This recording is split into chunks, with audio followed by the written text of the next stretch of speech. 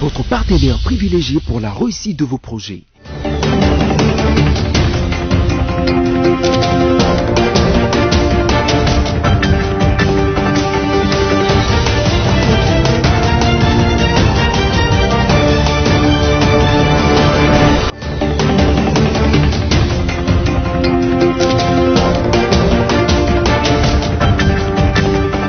C'est l'heure de suivre vos informations sur BC Télévision. Mesdames, Messieurs, voici les sommaires.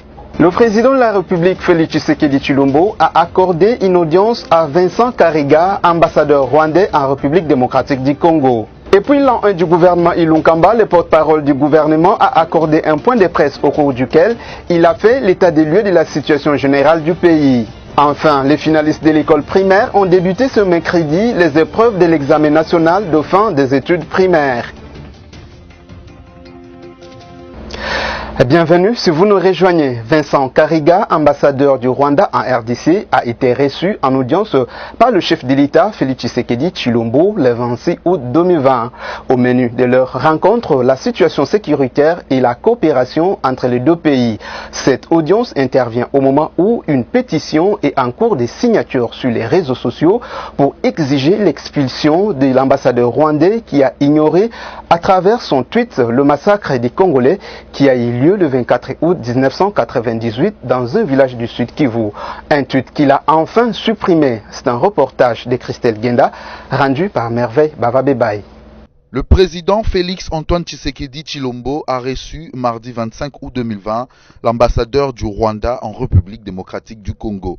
Cette réception est intervenue pendant que plusieurs voix s'élèvent pour demander au gouvernement congolais d'expulser ou ignorer les massacres des milliers de Congolais perpétrés depuis 22 ans par des militaires rwandais dans la province du Sud Kivu. Par ailleurs, l'ambassadeur du Rwanda à Kinshasa a retiré ses tweets sur ces massacres qui ont exaspéré et fait réagir des Congolais. Ce n'est pas suffisant, mais ça montre que, face à la léthargie des inconscients qui les dirigent, les Congolais peuvent défendre eux-mêmes leur dignité. A écrit en réaction à ce retrait le mouvement citoyen de la lutte pour le changement, Lucha en sigle. Une pétition a même été lancée pour que les diplomates rwandais quittent le territoire congolais. Ces événements interviennent au moment où le prix Nobel congolais, le docteur Denis Mukwege, a reçu plusieurs menaces après ce plaidoyer en faveur de la justice pour tous les crimes commis dans l'est du pays entre 1992 et 2003. Il se trouve que parmi les auteurs de ces menaces figure l'ancien ministre rwandais de la Défense et actuel conseiller du président rwandais en matière de sécurité, le général James Kabarebe. Et puis 26 août 2019, 26 août 2020, cela fait un an jour pour jour depuis l'avènement du gouvernement Ilunkamba. À cet effet, un point de presse a été organisé ce mercredi 26 août par le ministre de la Communication et Médias, porte-parole du gouvernement, Jolino Makelele, au salon Pullman du Grand Hôtel de Kinshasa, avec pour objectif l'état des lieux de la situation générale du pays. Josué Kalamba signe le reportage. Le gouvernement de la République démocratique du Congo, que dirige le Premier ministre Sylvestre Ilunga Ilunkamba, vient de totaliser une année depuis sa publication le 26 août 2019. À cet effet, le ministre de la Communication et Médias, porte-parole du gouvernement, David Jolino Makelele, a animé une conférence de presse ce mercredi 26 août 2020 au Salon Congo du Grand Hôtel de Kinshasa pour faire le point. D'entrée de jeu, il a rappelé que les anniversaires ont toujours été l'occasion de faire le point, de jeter un regard rétrospectif sur le chemin parcouru, consolider les acquis et dessiner une nouvelle perspective. Dans son développement, le patron de la communication et médias a relevé certains points positifs dans différents secteurs, de l'éducation aux infrastructures routières, en passant par la politique, la sécurité jusqu'à la culture. Plusieurs points positifs ont été présentés par le porte-parole du gouvernement. Jolino Makelele a aussi reconnu que beaucoup a été fait, mais les défis restent encore grands, et cela nécessite l'apport de tous les Congolais.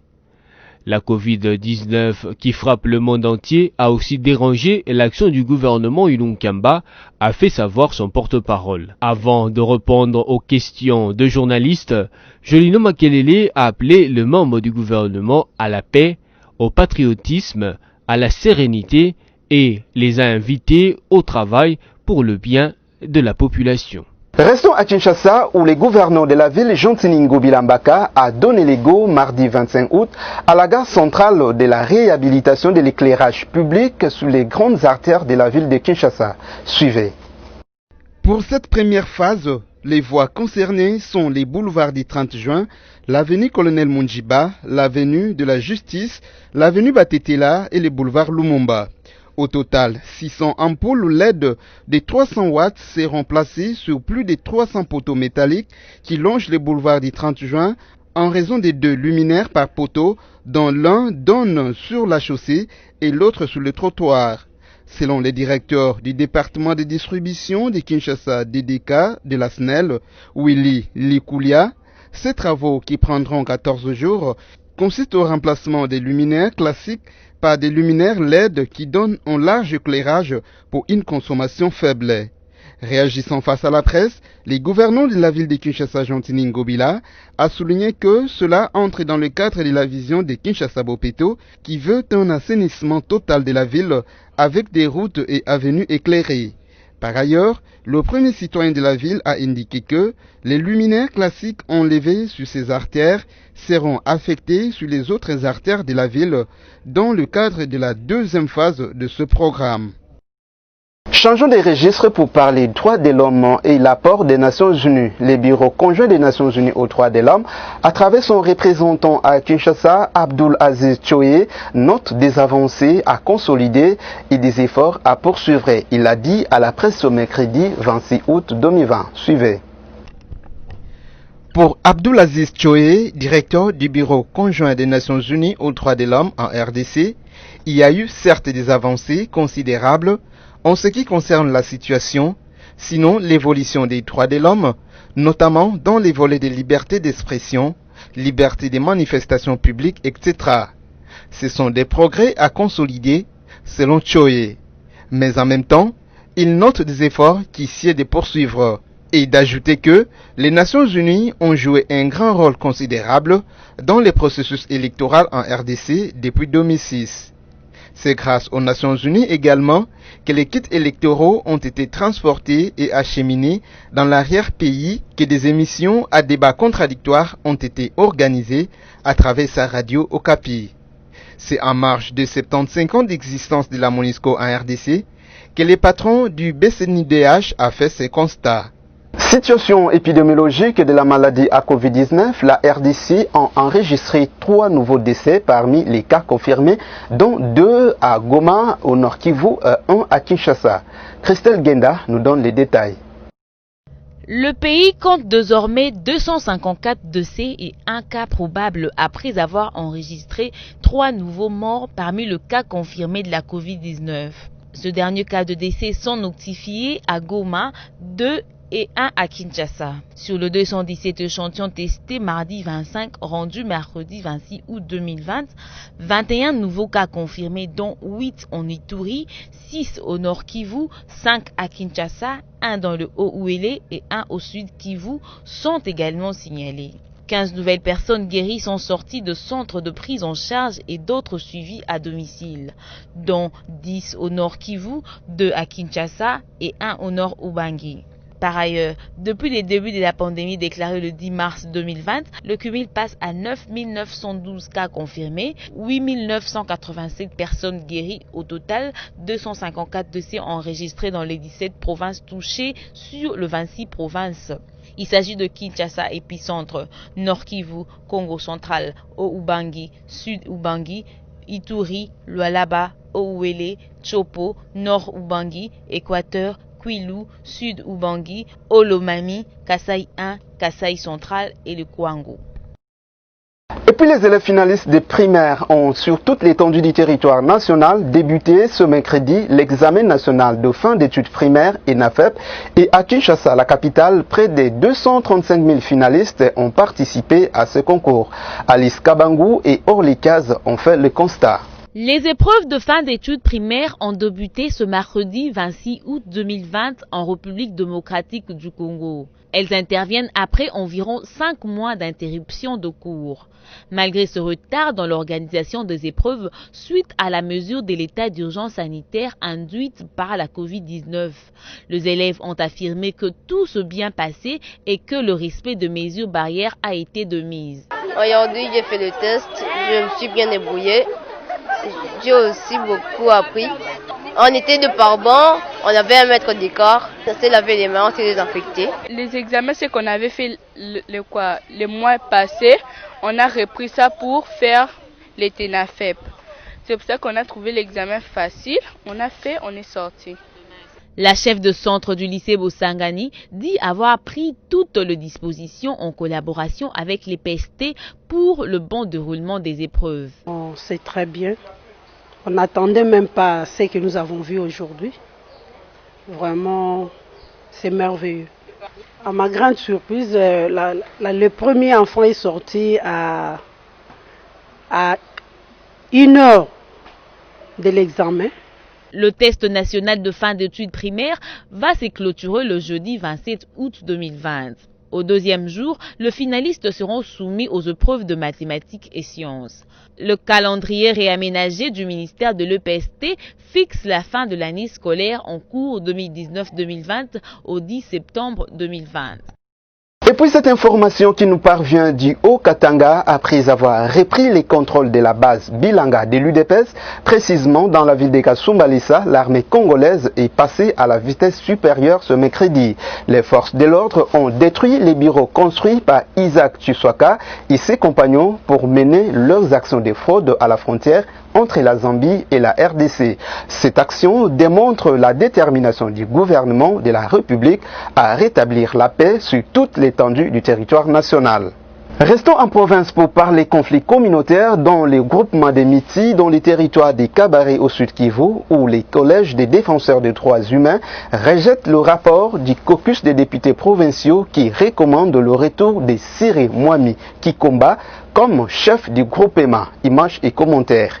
Les collèges de défenseurs des droits humains du groupement des Miti dans les territoires des Kabaré rejettent le rapport du concours des députés provinciaux élus de ces territoires recommandant les retours de Siri Mwami Kikomba Mambe comme chef de groupement. Dans une correspondance adressée au ministre provincial de l'Intérieur, Sécurité et Affaires coutumières, les signataires disent que c'est avec regret qu'ils ont pris connaissance de la lettre précitée. Nous sommes déçus que les représentants du peuple se fient sur des propos non fondeux d'un seul individu et foulé aux pieds les lamentations de tout un peuple, regrette-t-il avant de rejeter le dialogue social sur lequel se sont fondés les députés provinciaux pour élaborer le rapport. Et puis, c'est dans le cadre du programme présidentiel de la lutte contre la pauvreté et réduction des inégalités qu'une délégation conjointe FPI Présidence de la République séjourne dans les Kasaï orientales pour visiter les infrastructures qui nécessitent un coup de neuve. Suivez. La délégation conduite par le conseiller principal du chef de l'État en matière des infrastructures, David Moukeba Kalenka, séjournant au Kasaï oriental, a entrepris une série de visites des sites dont des infrastructures doivent être construites et ou réhabilitées grâce au financement du Fonds de promotion de l'industrie dans la ville de Mbujimaï. C'est là, dans le cadre du programme présidentiel de lutte contre la pauvreté et la réduction des inégalités. Cette délégation, conduite par le directeur de cabinet du gouverneur, a successivement visité les infrastructures hospitalières et écolières qui sont dans l'ensemble dans un état de délabrement fortement avancé. La première visite a été au complexe scolaire, renfermant l'école primaire de Boutamina, l'école primaire du 20 mai et l'Institut de la Révolution dans la commune de Dioulou. Sur place, les conseillers spéciaux du chef de l'État et sa suite ont visité quelques salles de classe ainsi que les installations sanitaires en vue de s'assurer de leur état actuel. La deuxième visite a conduit la délégation à l'hôpital général de référence de la Mouya. C'est un tableau sombre que présente cette infrastructure sanitaire. Occasion pour le médecin de chef de zone de soumettre à la délégation les difficultés de fonctionnement dont il fait face. En réalité, cet hôpital est la seule institution sanitaire de l'État sur la ville. Il ne dispose que d'un bâtiment monobloc qui ne permet pas une bonne répartition des services selon les normes requises à un hôpital général de référence. Sans parler des matériels médicaux quasi inexistants. Assurance donnée à la population est-kassaïenne, nous allons faire rapport à la hiérarchie afin que ces travaux soient réalisés dans un bref délai. Avec l'intervention du chef de l'État, finalement, cet endroit où il est écrit hôpital général de référence de la Mouya aura son vrai sens. Parce que c'est tout sauf être un hôpital général de référence. Et le président de la République tient à ce que tout ce que nous allons entreprendre réponde efficacement et dans la durée aussi, pour que les populations qui du reste appartiennent à sa province puissent aspirer à des lendemains meilleurs par rapport à leur santé. La troisième visite a conduit la délégation au complexe scolaire Kalenda Modichi, dans la commune de la Kanchi. Ce complexe scolaire a une histoire particulière. C'est ici que le président de la République, Félix Antoine Tshisekedi Tshilombo, a obtenu son diplôme d'État en option latin philosophie de l'édition 1982-1983. Le proviseur a montré à la délégation le nom du chef de l'État dans le registre matricule, puis s'en est suivi la visite de la cour scolaire, des installations hygiéniques et d'autres salles de classe. D'autres visites ont conduit la délégation au collège Tita Manisha à Chilenge, à l'école primaire Kapachi, à l'hôpital Saint-Jean-Baptiste de Kantsele et à l'hôpital général de Mpokolo. Comme partout ailleurs, les conditions de viabilité sont précaires. Face donc à ces désastres, l'intervention du FPI dans le cadre du programme présidentiel de lutte contre la pauvreté et la réduction des inégalités s'avère imminente. Toutes ces infrastructures visitées seront soit réhabilitées, soit encore reconstruites et de nouvelles seront construites dans le tout prochain jour. La délégation a bouclé sa visite de prospection au site où sera implantée la centrale solaire photovoltaïque à Tipuka devant plusieurs membres du gouvernement provincial qui ont rejoint la délégation. Le ministre provincial des Affaires foncières a indiqué le terrain doté au FPI pour l'implantation de cette centrale. Il s'agit d'un espace d'une superficie de 6 hectares, 76 arts qui sera borné pour sa sécurisation. Revenons à la capitale Kinshasa pour parler hausse des prix des biens sur les marchés congolais en général et quinois en particulier. Plusieurs raisons sont évoquées, notamment l'ignorance de la qualité du produit par les consommateurs, mais aussi la non-connaissance des coins et recoins du marché où ces biens sont vendus. Sami Bosongo nous en dit plus. Il existe des réalités et pratiques à Kinshasa qui sont à la base des prix élevés des articles et biens vendus en détail dans certains magasins du centre commercial de la Gombe qui se sont établis autour du marché central appelé Zando. À se fier aux affirmations des connaisseurs de ces réalités et des acheteurs qui s'approvisionnent dans ces centres commerciaux, il se trouve des commerçants nationaux et expatriés qui vendent cher parce qu'ils n'exportaient pas leurs marchandises de la Turquie ou de Dubaï et qu'ils achètent sur place dans certains dépôts du grand marché. Ceux qui ne connaissent pas bien les coins et recoins du marché central où sont établis ces dépôts sont victimes de ce type de commerçants. Et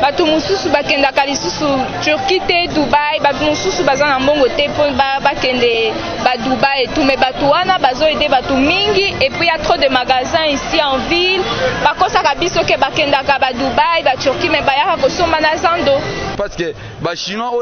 Parce que les Chinois et les Libanais ne partent pas en Chine. Ils ont appris à acheter la marchandise sur place. Quand nous partons acheter chez les Chinois, nous partons avec les Libanais. Nous voyons aussi les Chinois, les Libanais acheter de la marchandise. Moi, j'amène parfois 5 000 francs congolais, mais un Libanais va apporter 5 000 $. Il achète aussi les mêmes articles que moi je vends. Les Congolais qui veulent seulement suivre les Libanais. Un Libanais est parti s'approvisionner chez un certain Guinéen. Il s'en ira ensuite revendre cher à un Congolais. Comme je suis flexible, si je signale à mon frère que là ils vendent cher, va à tel endroit acheter moins cher.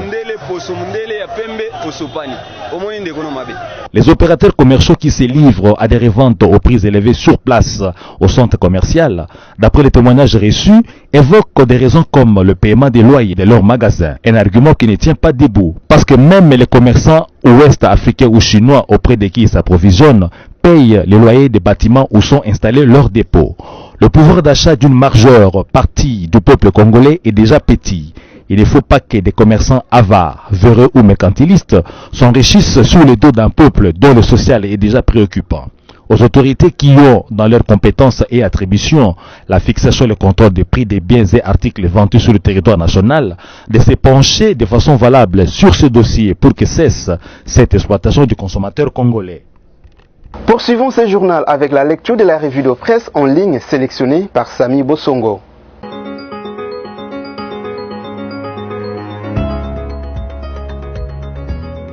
Mesdames, Messieurs, merci de suivre cette revue de presse que nous ouvrons par ce titre de congovirtuel.org. Kasumba Lessa, le gouvernement promet un nettoyage à fond. Le gouvernement a pris la question en charge et l'État assumera ses prérogatives régaliennes et l'ordre va revenir à Kasumba Lessa. C'est en ce terme que s'est exprimé le vice-premier ministre, ministre en charge de l'Intérieur, au sortir de l'importante réunion qu'a présidé le Premier ministre mardi soir à l'hôtel du gouvernement. Une réunion selon Gilbert Kankone qui justifiée par la gravité et la complexité de la situation qui prévaut à Kasumba Lessa, province du Haut-Katanga. Poursuivons avec Forum des As qui note en grand titre: après le réaménagement du comité de suivi de l'accord FCC-CAF cap sur les remaniements du gouvernement.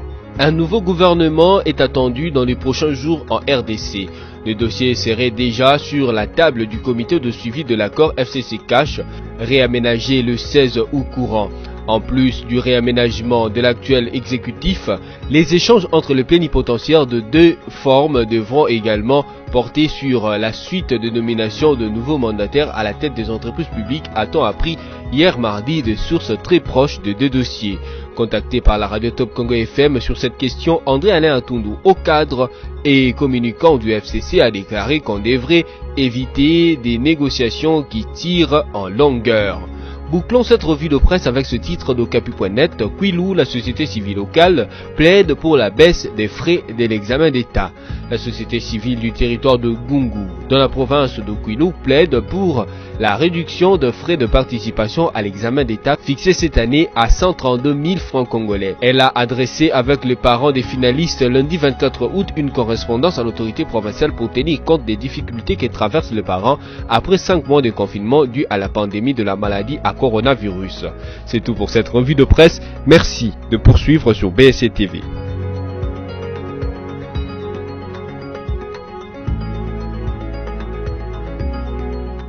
Ici prend fin cette édition d'information dont voici les rappels des grands titres.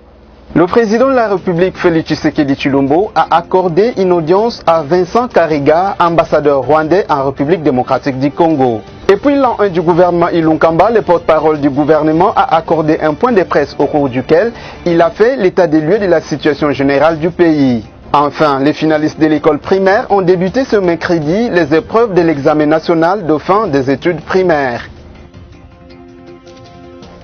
C'en est complètement fini. Merci pour votre fidélité à BC Télévision. Je suis Liévin Luzolo. Je vous retrouve les vendredis sur la même chaîne et à la même heure.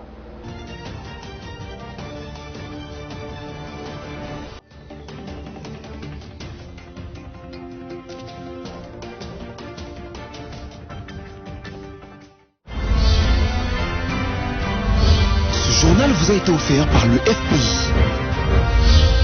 Des promotions de l'industrie.